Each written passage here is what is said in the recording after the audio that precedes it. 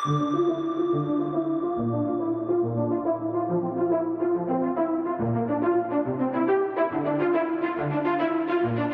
is the Multi-Faith Matters podcast. I'm your host, John Moorhead.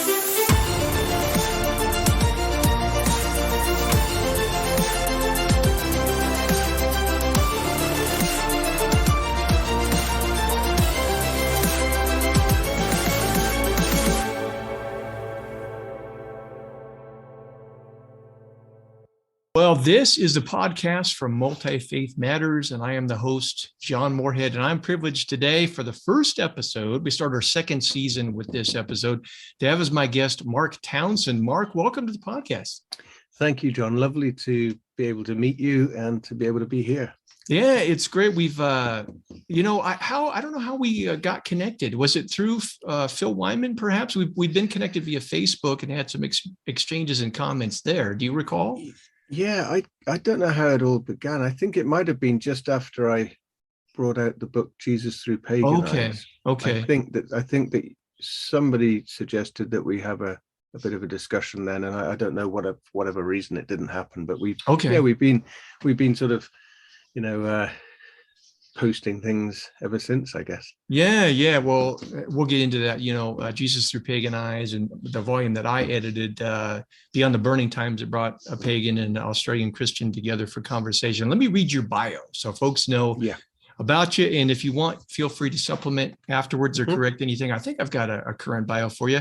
Mark Townsend, a former clergyman in the Church of England, now leads his own inclusive and ecumenical ministry that nourishes a strong appreciation for the diversity of faith beyond Christianity, which strives to honor the divine in all people, regardless of their faith, culture, sexuality, or background.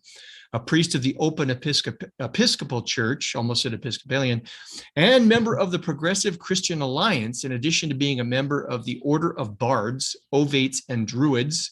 The author has been featured on the BBC and several other news programs throughout Britain. He's the author of The Gospel of Falling Down and Jesus Outside the Box, amongst other volumes. And he lives in, I hope I pronounce this correctly, he lives in Hereford, Hereford, England. You know what? I'm just going to have to take a trip to the UK to get corrected on how to pronounce things. So that would be awesome. So that's Mark. Anything you want to add, or the only one thing you mentioned, the Open Episcopal Church. I'm not a member anymore. I've great friends with them, but I'm not a member of that particular church anymore. But I am still a member of the Progressive Christian Alliance. Okay. So, I don't know. That's great. Yeah, I might have grabbed this off Amazon, or I don't know if it was your website or what have you, but in the program notes for folks, I will include the bio and a link to your website and all of that. I was especially struck when I looked at your website by you're providing a ministry, a service to people who may not have connections, with the church. I know I don't know how much you know about the United States, but I'm in Utah. And it's predominantly Mormon Latter-day Saint population, but you've got an increasing number of non-Latter-day Saint and people who aren't affiliated with church. And I discovered when I moved out here, as in California where I was previously, there are people who don't go to church and yet still need, they want at certain times in their life, weddings, funerals, that kind of thing. They need people to get involved. And if they don't have formal church connections, it's hard to find that. So I appreciate you doing that. How did was it just you felt a need? Do you know it? Because I was as you read out, I was a priest in the Church of England for a while. When I eventually left, what happened was people just started coming to me to ask me to do things for them, primarily funerals. People who who saw themselves somewhere at the edge. They didn't really want to go down the path of religion, but they didn't want to go humanist or atheist. They just felt somewhere in between. And ever since then, I've sort of sat in that place.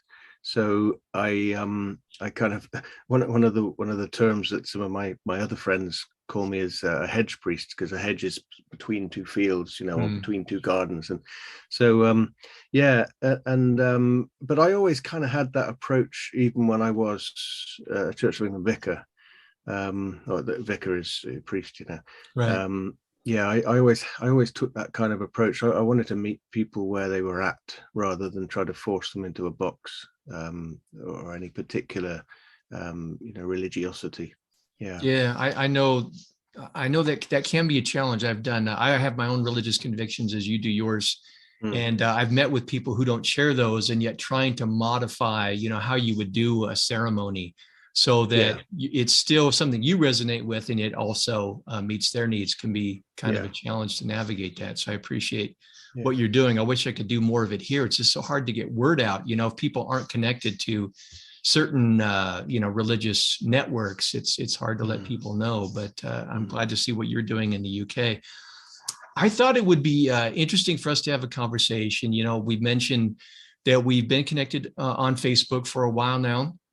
And I don't know why we haven't had a conversation before, but we haven't. So here we are. And I thought, rather than just exchanging comments on Facebook, I don't know about you, but I don't think Facebook lends itself very well to any kind of productive conversation on, on deep kinds of subjects. So I thought we would do it here. But before we get into some questions and contrasting, these kinds of things, can you share a little bit about your story? Because, people aren't just about what they believe. They aren't about ideas. It's a part of a journey. What's your journey? Yeah. Okay. So I was a pretty mixed up young lad who was into all sorts of things when I was growing up. I didn't particularly feel very kind of happy with myself. For some reason, I grew up with a bit of a chip on my shoulder. I'm not sure why. I was bullied a bit at school. I was quite frightened of authority, and never really felt particularly, I suppose, it's not a sob story, but particularly loved. I was, and it's nothing to do with my family. I just grew up that way, so from a kind of young age, I saw myself as sort of searching for something beyond, and I very quickly got into all sorts of paranormal stuff, not practicing it, but sort of searching for UFOs, Men in Black, spiritualism, all those kind of things, Uri Geller. And alongside that, I also got into performance magic, as in illusions like David Blaine and stuff like that, because I kind of see it this way, that one was kind of trying to tap into those kind of experiences, and the other was trying to sort of mimic them. But alongside that was this kind of feeling of not really being worth a lot. And so when I got into my teens, it didn't happen automatically, but I just started feeling sort of religious thoughts, and I hadn't had a particularly religious background, but I started to explore things. First thing I did was phoned up the local vicar, which is the local Church of England chap. I didn't get a very satisfactory response from that particular person, but in the end, I found my stepbrother was going along to a Pentecostal church, and he took me along. This was, I guess, I was about 15 years of age, and of course, the Pentecostal church, it is both a sort of supernatural experience of God, but also it's something that, so it kind of caught me that way, but it's also something that for a young guy who didn't think a lot of himself, to hear about this God who loved you and who died for you was very powerful. And so I was hooked. So that was my first kind of taste of religion, really, of a faith, a spiritual faith. Now I'm a natural questioner, and I didn't, after a couple of years, it was a very powerful few years being with that particular church, but I started asking questions, and the questions I was asking were not being answered satisfactorily. So I sort of got myself squeezed out of that church, in terms of just being someone who I suppose was just a natural questioner. And one thing led to another. I spent some time in Israel. This is probably about 19 years of age. I went over to Israel for 4 months just to try to kind of clear my head, do something completely different.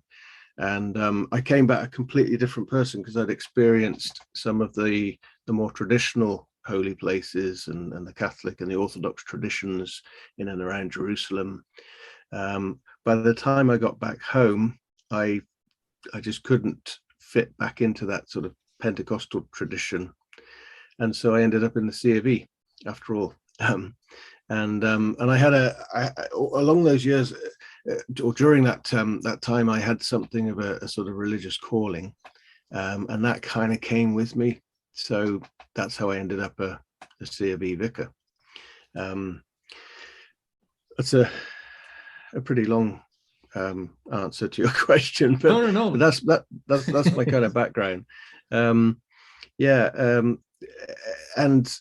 all the time I find myself, and I'm doing this right now, I sort of get settled and then I feel unsettled again. And it's a sort of process of I suppose, finding something and then seeing the cracks and then moving on and finding something else. And so even being ordained in the Church of England, which was for me a very beautiful and powerful experience, and ending up with my own church, even that didn't sort of satisfy in the end, and various things led to the end of that story. But I mean, I'm waffling now. If I because I'm just going to see, I put a little crib sheet there just because I knew I'd. So if I just answer again, what it was that led me to leave the Church of England. Yeah, go ahead. Okay. So in many ways, this is the most difficult thing that I know I have to answer. As I've explained, I've been someone with a very searching mind. I've been someone who doesn't often feel kind of like I fit. And I was feeling that within the Church of England as a vicar. I ended up in a second post where I was vicar of a large priory. And at the same time, my marriage was falling apart. Now, with all that was going on, and it was a particularly difficult period for me in terms of finding friendship and support as well. So I felt very much alone, and I did the most stupid thing, which often happens, I'm afraid. I let my heart out to the wrong person, and I tried to look for support in a place that I shouldn't have, and I ended up making a huge mistake. And I probably don't need to explain what that means, but it ended up with me living a lie for a while. And when that was all over, because things like that cannot continue, I was then about to move to a third post, and I knew that I had to face my bishop as he put his hand on my head and licensed me for this new post. And I knew that I needed to go and confess everything to him before doing that. I wouldn't have been able to live with myself had I not do that. So I knew it was a great risk, and that was my departure from the Church of England. He phoned me back in a couple of days' time, and said he wanted me to resign for 3 years. Now, during those 3 years, I had stretched in such a way that when I finally got my license back in the Church of England, I was a different person. But that's just something that's part of my story, and a lot of what else I'll say in this interview will relate back to that. So thank you. Great. I think it's a very important, because again, it's not just about ideas. It's also these we adopt ideas and practices based upon our life journey, and that can change. And so that's important as people listen to our conversation. They know what kind of context in your life journey. Just really quickly, for folks who follow this podcast regularly may know, but in case they don't, my own journey is different here in the American context. I was involved in a Mormon offshoot in my teens, and then got involved after becoming an evangelical in a very, very conservative form of it, and was involved in what's called countercult apologetics. Right. And I thought the way to warm people's hearts to the gospel message was to tell them they were unbiblical and going to hell and this kind of thing. Thankfully, I've always tried to be open-minded as much as I can and try and be well-read. And I was reading in missiology and the history of Christian mission and sociology of religion, and I discovered different perspectives. And that eventually led me toward a seminary education with a major in intercultural studies. Right. And I've always been interested in the dialogical approach, that one can still disagree, but do so respectfully and as a part of a journey that one takes with others. Yeah. So, Yeah. so folks who may hear me disagree with you as the conversation progresses, it's not rooted in any kind of American fundamentalism.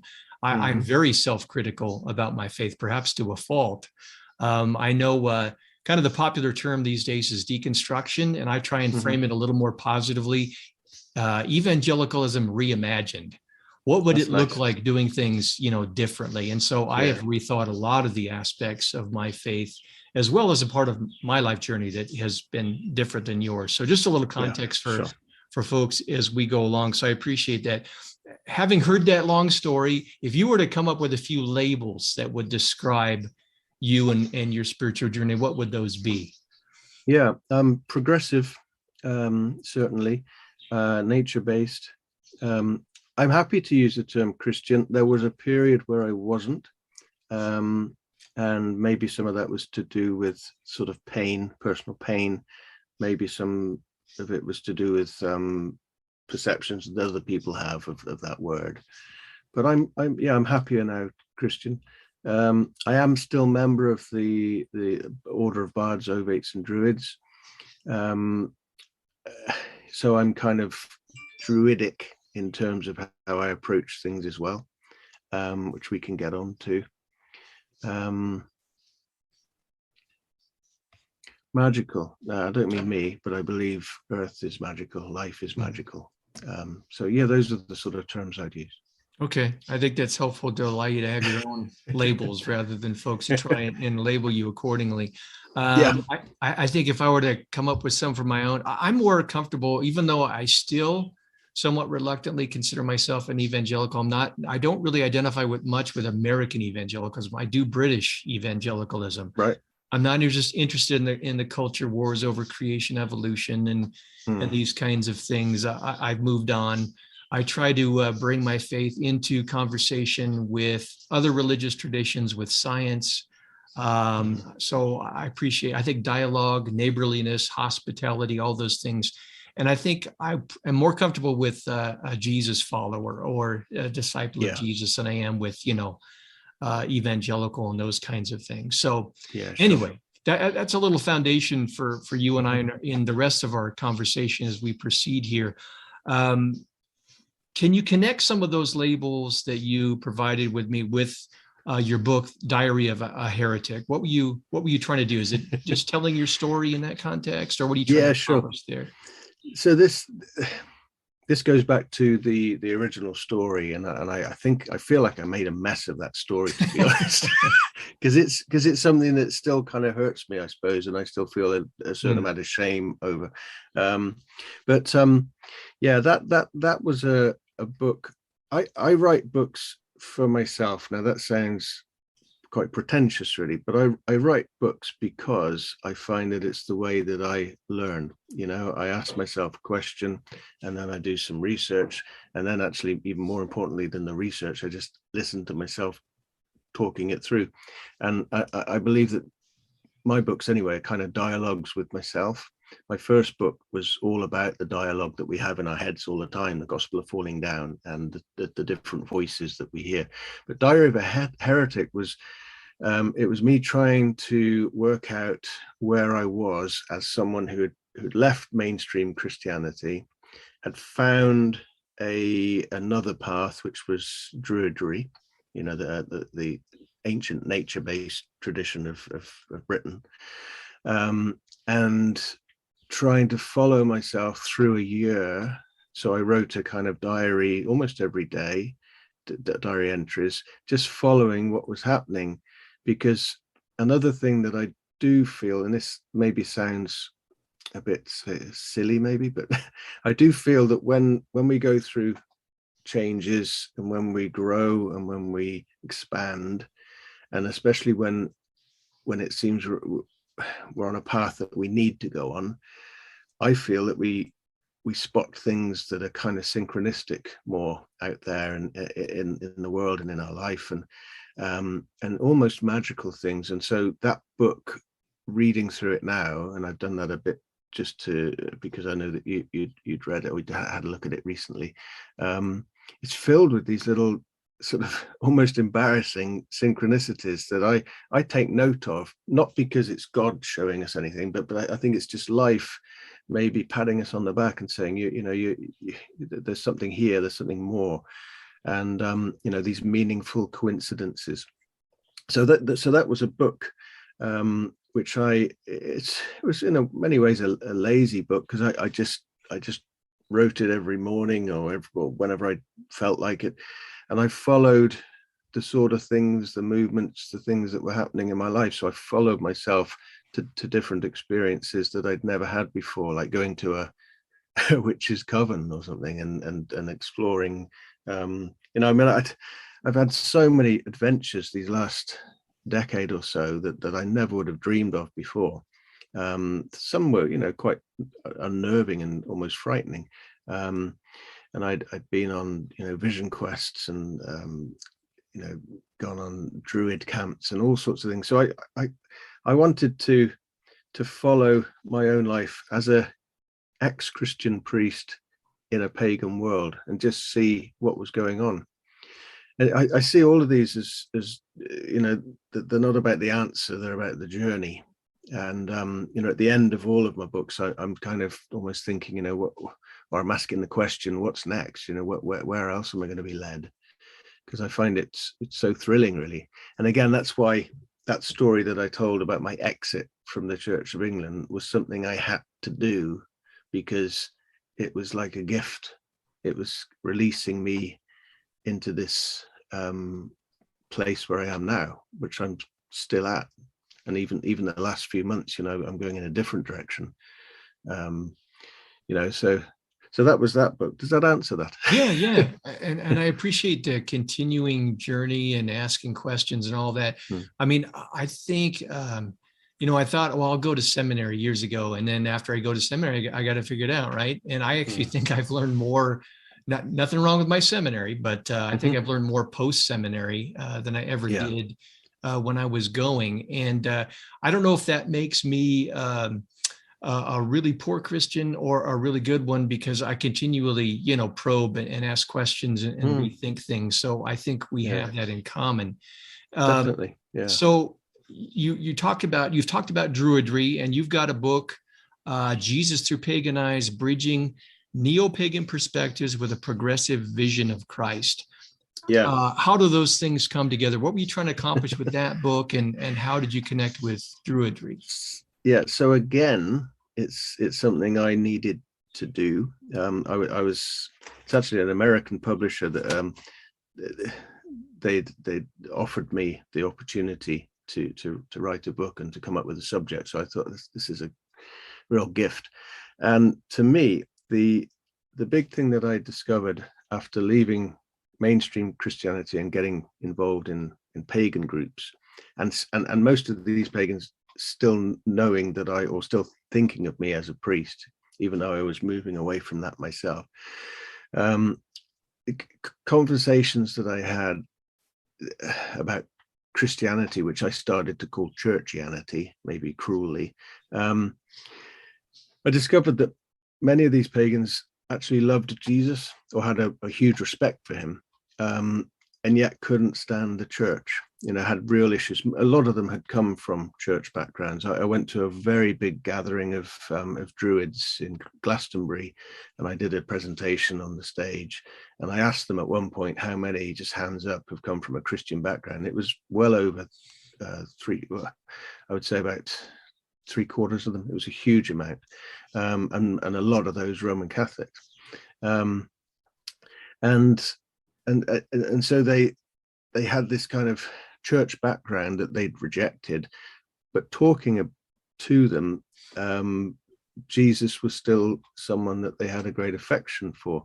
And then other pagans who were not from Christian backgrounds also seemed to have this fascination with Jesus as a person. Now, so I decided I want to write a book about Jesus, but not for Christians and not for Christo-pagans, the ones who kind of, hybrids, but for pagans who are who see themselves as fully pagan and who have lots of gods and value from the gods of India to the gods of Norway to the gods of Great Britain, but seem to, in many ways, there seems to be a gap when it comes to the God of Christianity. So I wanted to try and find out, is there some way, not that I could bring Jesus to them at all, because it's not an evangelistic book, but to kind of give them this, or to give me, because I was at that stage feeling that I was going full blown into paganism, but could I still hold on to Jesus as a friend and be a pagan? That was really the premise of the book. Again, as I said earlier on, you know, the journey is still continuing, and I'm changing in my sort of view of this. But reading through, because it's about 10 years ago that this book came out. And the other thing about it, of course, was that I was able to interview maybe 20 of the leading figures in world paganism on Jesus, and some of them wrote me wonderful essays, some of them answered questions, and all of them blew my mind with the sort of things they were saying about this person that is at the heart of Christianity. So so the book really begins with, it's in 3 sections, but the first section is trying to peel away, first of all, if you can do this, the Christian layers from Jesus the man. So I got into historical Jesus stuff, and I soon came across this notion. We're all aware of the idea of the Jesus of history versus the Christ of faith. I think there are actually 3. There's the Jesus of history, the Christ of faith, the Orthodox Christ, and the cosmic Christ, or the universal Christ. And we see all of those in the Bible. And I kind of, I'm not an academic, I'm not a scholar, so I'm using other people's works. But I kind of came up with this tripart Christ, this idea of 3 Jesuses. And I was interested that when I shared that with my pagan friends, Jesus' history, absolutely, they have no issues at all. They'd think of him as one of their own, in a sense. And the cosmic Christ, the universal Christ, the spark of deity in all things, that's very much a pagan concept anyway, so no problem. Where they have the issue is with the Jesus Christ of the church, or as Marcus Borg will call the post-Easter Christmas Jesus. And this is something now that I'm going through myself. So if you ask me questions about this, I'm not going to be at all clear, because I'm still, but I kind of, it just made sense to me. And in a sense, it gave me a little bit back, because I didn't want to chuck the baby out with the bathwater, and I couldn't anyway. I mean, I've worn a cross all the way through this, because I still love the person of Jesus, and I still feel the presence of Christ. But I also have issues with what the church has done to that person of Jesus, making him feel exclusive and I don't know, it's sometimes even unforgiving, So that's what this book was about. It was trying to give a picture of Jesus, or to present a picture of Jesus that would be exciting and quite challenging, but liberating to pagan people. That's a helpful backstory. And as I think we mentioned at the beginning when we started this conversation, I think it was your efforts in regards to that book. And I think maybe around the same time, I was working on the book that came out, Beyond the Burning Times, as editor. Mm-hmm. And if folks want to, pick up either of our books, they're different perspectives with similar goals in bringing Christians and pagans together for conversation. My own story in regards to the book was I had been looking at paganism and studying it, having dialogues with pagans, because some Australian Christian colleagues of mine had been doing this for a while. And they said, if you're looking for another religious tradition that you might want to get to know, this would be a good one. And I started I dove in, and then I came across American pagan writer Gus, and I hope I'm pronouncing Gus's last, Gus de Zariga, I think is how he pronounces it. And he wrote a book, and I think it was called Pagans and Christians. And he wrote it in such a way as if a pagan and Christian were having a dialogue. And I thought, well, I appreciate the effort, but wouldn't it be great if a pagan and Christian really had a dialogue? Yeah. And so I reached out to Gus and I said, if I can find a respectful, knowledgeable Christian to have a conversation, would you be willing to do it in print? And he said, yeah. So I connected Philip Johnson in Australia with Gus, and they had a conversation. And like your book, it's not evangelistic. It's trying to look at, key concepts of divinity and creation or nature and all kinds of things to find out commonalities and differences. And I remember a few years ago when our books came out, there is an American pagan website, and I can't remember the name of it, but it was listing Christian efforts at addressing paganism. And I think both of our books are mentioned in the same piece. Right.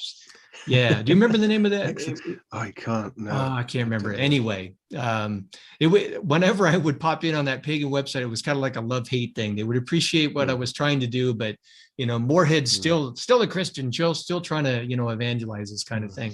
But so we do have that commonality as well there. Yeah. I had that as well. I had quite a lot of criticism from various pagan voices. Some quite. I don't know. There was even on Amazon, the reviews. Some were quite damning, and clearly hadn't read the book because they were assuming that my whole purpose was to evangelize pagans, and it's nothing like that. Yeah, well, and to be fair, as you know, many pagans have had a bad relationship with Christianity and Christians in the past, and there's that historical concern and clash. So these kinds of reactions are certainly understandable. Continuing on, you mentioned Marcus Borg, and I think that's helpful. Before I want to have a conversation about that question of the cosmic Christ, because that's one area where we would disagree. You mentioned Marcus Borg, and you and I mentioned this when we had an exchange. I think it was through Facebook prior. In the book, In the Meaning of Jesus, Marcus Borg at NT writes a fascinating conversation where these two scholars talked about what does Jesus mean, and they come away with there's some areas of overlap, but there are also some areas of difference. And what I think is helpful at the beginning of that book is they each talk about their perspectives they bring to unpacking answers to that question. They talk about worldview, literary sources, history, and that kind of a thing. And because they're coming from different vantage points, they come away with different interpretations. And I think the same thing is going to be true of you and I in looking at that question of cosmic Christ. So what kinds of frames do you bring to try and understand Jesus the way in which you do now that help provide answers to that question? The big thing for me is experience, and also I suppose the biggest voice who has kind of helped me in holding on to some sense of Christianity has been Father Richard Raw, the Franciscan priest based in Albuquerque. I met him about 22 years ago, and for a different reason, because he was wonderful on the idea of brokenness being something that is valuable, and that's perfect for me. So I went on a vision quest retreat with him, but he seems to me to be able to articulate a wonderful vision of Christianity that remains kind of orthodox in a way, because he's never been silenced by Rome, and that's something, and he's I would say that he is far more orthodox than someone like Matthew Fox with his approach. But what he says about cosmic Christ and the way that he explains it, the way that he sees it as an ancient belief, and that he follows it through certain saints, particularly the Celtic tradition, the Franciscan tradition. So it's very much part of ancient and medieval Christianity. And it simply refers to the divine aspect of matter. He would say when deity and matter come together, you get incarnation. And so he would say that I think he would say that the incarnation of Christ is true, and is also true for all of us, and is true for all things, that there is this divine spark, within all things, within all matter. And I know that you can find phrases and scriptural phrases that might disagree with that, but you can also find others that kind of affirm it, even in Paul, and that's what works for me. I just feel, I think sometimes it's a matter of where your heart feels comfortable. And that might sound, again, sort of egocentric. Who are we to decide what truth is? But it just works for me. I see God as a loving creator. Through his will, we are created, everything is. So it makes sense that his image would be within his creation. I was thinking the other day that if you look at an artist that you're familiar with, like Rembrandt or Monet or whatever, you kind of know who it is before you see it, because you know their style. And I think of us as almost like that we have the mark of the creator in us. And I would say that that's what cosmic Christ is. It's it's the divine within all things. And to me, the beauty of Christianity, and I know Christianity means so many different things to different people, but to me, it is about sort of awakening people or helping people to remember what we already are. I see sacraments like that. I see marriage is like that. I see marriage, the sacrament of marriage, to me is not the minister or the priest marrying two people.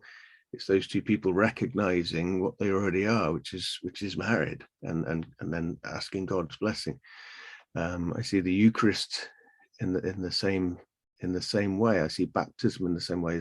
Plunging. In our tradition, we baptize babies, plunging that baby into the love of God and saying you are already a child of God. I know that does sound woolly and liberal, but that's kind of that's where I am in it. Yeah. No, I Sure. appreciate that. I too appreciate the experiential. I think also the reason why I would come on with a different understanding than you do is I also want to be a good student of worldview, of the context of Second Temple Judaism and what was going on in Jewish thought, messianic expectations, these kinds of things. So we disagree. It's not that I'm trying to force creeds upon the text. I do think creeds are important. I think the church spent a lot of time trying to think in their own cultural context what that Jesus experience meant. I'm not saying discard creeds, but I think even the creeds need to be carefully assessed. I think our church traditions and beliefs, just because a given denomination says this is it, doesn't mean that's necessarily so. So we just need to rethink these things. And so I appreciate the frameworks that you and I are bringing to the very different conclusions that I think we come to on the cosmic Christ. Now, you said a little bit about it in your book, Diary of a Heretic. You say Jesus is, you posted this recently. I found it interesting, again, on Facebook recently. Jesus is the man whom the Christ was somehow strangely embodied. Others have also embodied this Christ-ness, not least the Buddha. Christ is a concept / reality of an incarnating spark of God in all things. This is a panentheistic approach to the divine. Would you add anything to that to help folks understand what you're trying to communicate there? There's quite a lot in that, and I'm kind of, in a way, I'm kind of crossing over. It begins with the idea of Jesus, Jesus himself being the human incarnation of this cosmic Christ, and then sort of recognizing, or me recognizing that, or like I said before, that I do believe that Jesus comes to show us what all of us are, at least potentially, like a mirror. And I know that's probably more sort of Gospel of Thomas and the Gospel of John, but but it's sort of it just makes sense to me to see Jesus in this way. It's the only way really that I can hold on to him. I can't really cope with the sort of literalized "I am the way" of John. You know, I have to make them metaphors, because to me that it's too harsh. It's too in the club or outside the club. And when I talk about the Buddha, a lot of people have said that you know, the Buddha nature is a very similar concept, even though Buddhism is completely different to Christianity, and in a sense comes from a totally different you know, metaphysics and everything. It's there are similarities in the fact that the Buddha was an actual historical person, and Jesus was, and yet they both represent more than that. They represent what is you know, the sacredness in us. That's how I see it. What else? Because it was a pretty dense thing that you just read out. You mentioned let's see, that Christ is the concept / reality of an incarnating spark of God in all things, and then a panentheistic approach to the divine. Yeah. Again, I've had this struggle. You know, I ask myself every so often, what is God? And I mean, who on earth can begin to answer that? But I've kind of come round to thinking about this. God is, of course, transcendent. God is everywhere. God is beyond. God is, in that sense, unknowable. And yet, surely, the Christ part of God is that God is knowable. That God does come close to us. That God is someone that we can have a relationship with, or at least he symbolizes that. And so, to me, panentheism is a great term, even though it's quite a modern term, but a great term for sort of talking about the immanence as well as the transcendence, and that God is right here, right now, with you, with me, inside this microphone, inside that candle. You know, God is everywhere. And I don't think that's particularly radical. I mean, we talk about the omnipresence of God. Surely that means God is everywhere and in all things. Maybe not, but that's the way that's the way I understand that. Yeah, well, I appreciate that perspective. I think by way of response, again, because I want to understand the New Testament text within their context of Second Temple Judaism, I don't know that panentheism fits. You know, Judaism has been classically understood as embracing monotheism, right? Yeah. And holding in tension both transcendence and immanence, but not in the sense that the divine nature of being is infused within everything. So having said all that, I think N.T. Wright would, I'd like you to respond to one thing he says in his conversation with Marcus Borg. He says, as I follow this path, the one he's already laid out as to how he disagrees with Marcus Borg, I discovered Jesus who was not simply an example, even the supreme example, of a mystic or spirit person, such as one might meet in principle in other cultures. I find rather the Jesus I have just been describing, Jesus is a first century Jewish prophet announcing and inaugurating the kingdom of God, summoning others to join him, warning of the consequences if they do not, doing all this in symbolic actions and indicating in symbolic actions and in cryptic and coded sayings that he believed he was Israel's Messiah, the one through whom the true God would accomplish his decisive purpose. Is there any of that you identify with? Do you go beyond it, or what would the distinction be for you? That's moving to a different question now.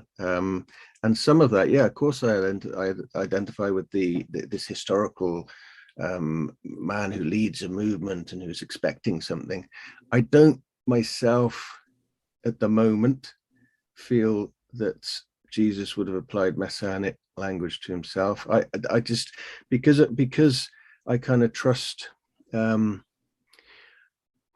I trust the scholars that are telling me that there is a big distinction between the pre and post Easter Jesuses, and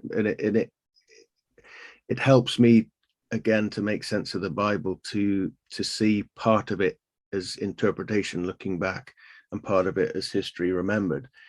And there are certain parts of the Jesus story that I find easier to understand in terms of the church's reflection, and therefore not coming from the man himself. And that's probably one of them.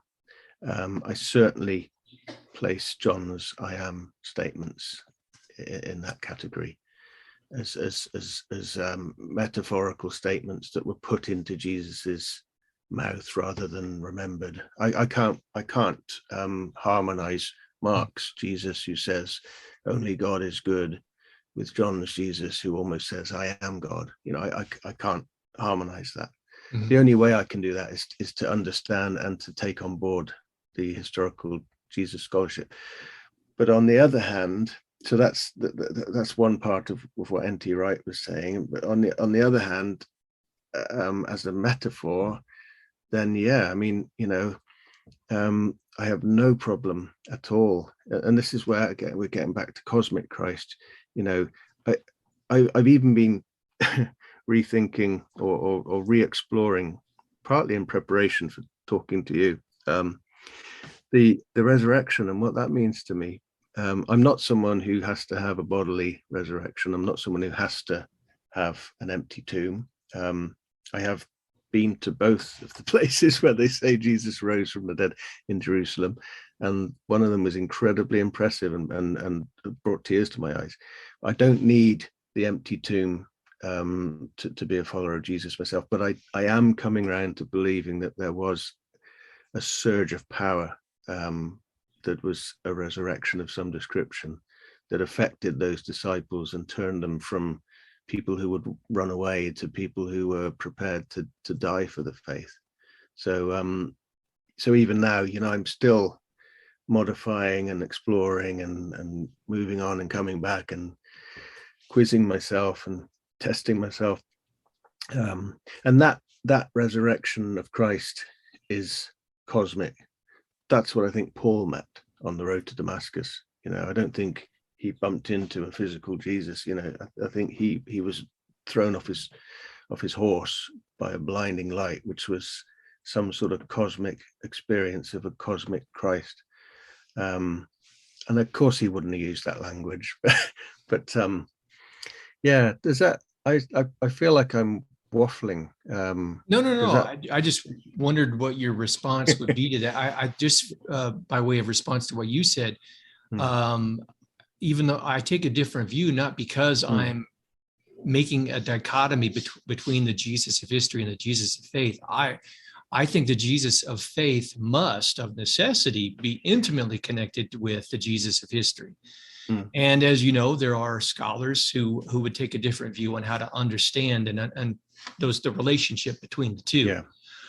So I would take issue even within my own tribe with those who would understand a Jesus of faith that is divorced, that isn't properly rooted within the Judaism of Second Temple Judaism and so on. So I think we need to do our careful homework and make sure that whatever we come away with by way of faith commitments, that it is properly grounded accordingly. So that would just be kind of my response to it. One last thing in the few minutes that we have remaining in our conversation here, what kind of approach do you take in interfaith kinds of conversation as it relates to what seem to be irreconcilable differences between traditions? You did a post not too long ago in Facebook where you talked about love, and that was kind of the common element between all religious traditions. And I appreciate the sentiment, and it's certainly there, but even in something as foundational to human experience as love, it plays a different role and is understood differently in the religious tradition. So what's the relationship between commonality and difference for you in interfaith relationships? First of all, the romantic in me gets a little carried away at times. So I know, of course, there, and I mean, even that word love, one of the things that I struggled with within paganism was the notion of divine love, because a lot of pagans simply don't believe in it. I mean, some gods will love you and hate you the next minute. I mean, it's a difficult tradition in that sense. In fact, you mentioned Gus's book. I'm not going to attempt to pronounce his second name, but he gave a beautiful description of the unconditional love of the goddess. And that to me was, I had it on my wall for a while, because it was, while I was going through those sort of pagan years, that was something I really wanted to cling on to, because I couldn't find much of it within that tradition.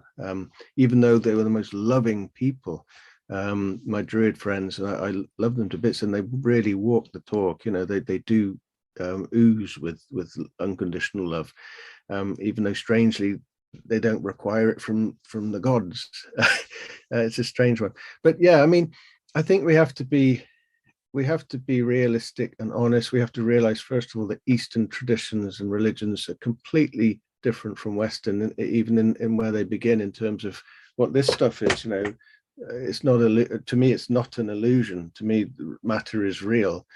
And of course, when we start to say things like all roads lead to God, or everything's the same underneath, I think that's possibly quite offensive to people from other religions. I was listening to a podcast the other day, and I forget now who it was, but he said one of the things that he loves in his interfaith dialogue when he speaks to imams and rabbis is when they say to him, as a Christian, you obviously believe in Jesus, who said, turn the other cheek. Well, why don't you? You know, because it was a real, like, he was being convicted by non-Christians who knew Jesus, and who knew what Jesus stands for, and who was saying, why don't Christians realize that? Why don't they follow that Jesus, or the Jesus who says go another mile, or the Jesus who says blessed are the peacemakers, or love your enemy? So that kind of interfaith dialogue, when it's very honest and recognizing the differences, we can all learn from each other. I think it's similar in a way to even interdenominational dialogue. I was at a theological college in Oxford, where we had 3 colleges, all representing the 3 different traditions, high, low, and broad, in the Anglican Church. And when we got together to put on some sort of worship, it was so watered down and grey that it didn't really suit anybody. And I think what we should have done is invite people to the different colleges and have a full-blown Catholic mass in one, and then have a charismatic worship in another, and let people see the differences and celebrate the diversity, rather than try to have some uniform nothingness. And I'm sure the same is true with religions. The Druids that I mingle with at the moment, they often have gatherings with a local Hindu community, and now in a sense they're strangely quite similar in their approach, but they will go to a Hindu celebration of Aarti with the lights, and they will plug in, and they'll be part of it, and they wouldn't, for the life of them, they wouldn't want the Hindu people to try to make it acceptable or water it down in any way. So yeah, I mean, my approach to interfaith dialogue has always been unity in diversity rather than uniformity. Well, we are certainly agreed there. That's good. And, you know, I kind of inhabit this strange space in interfaith, or I prefer the term multifaith, because, you know, interfaith tends to so focus on commonality that it either minimizes or even sometimes ignores they're just perceived differences. And I think they're very real. And I think they're real and important to people. And that's why they gravitate to one tradition versus another. And I prefer to acknowledge and work through and hold that in a peaceful tension. We're going to work together for the common good in spite of our differences in this area. So I think we have more common ground there. Good. Yeah. Well, Mark, we've been at this for an hour, and I appreciate you coming all the way from, is it correct to say across the pond? Is that what we're supposed to say? Yeah. From across the pond, and having this conversation. And one of the things we try to do here at Multi-Faith Matters is model respectful conversations through differences. And I think we've done it.